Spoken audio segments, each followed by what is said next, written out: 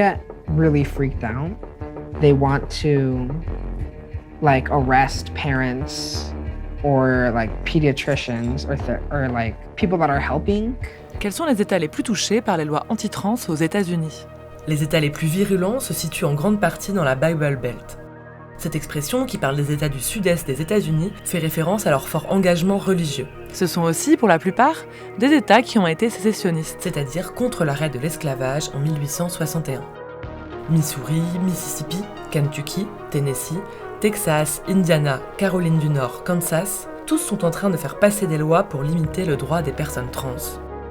Les thématiques qui reviennent le plus sont l'obligation d'aller dans les toilettes de son genre de naissance, l'arrêt des soins de transition pour les mineurs, l'interdiction pour les professeurs d'appeler les élèves par le pronom de leur choix. Au Texas, par exemple, le gouverneur a donné sa ligne de conduite pour l'année 2023. Interdire les soins de transition, interdire les drag shows en présence d'enfants, interdire les jeunes trans dans les compétitions sportives scolaires. Si beaucoup de ces lois sont encore au stade de projet, le Kentucky, lui, en a fait approuver une début avril.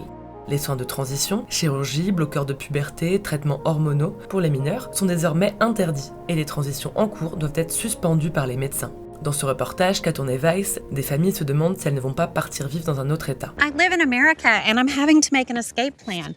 I'm having to ask people if I can send my kid to go live with people, to put her somewhere safe until I can get there and get my life squared away, just in case I have to. What if they took me somewhere? What if they forced me to be somebody who I wasn't? Should I do this? Should I jump out the window?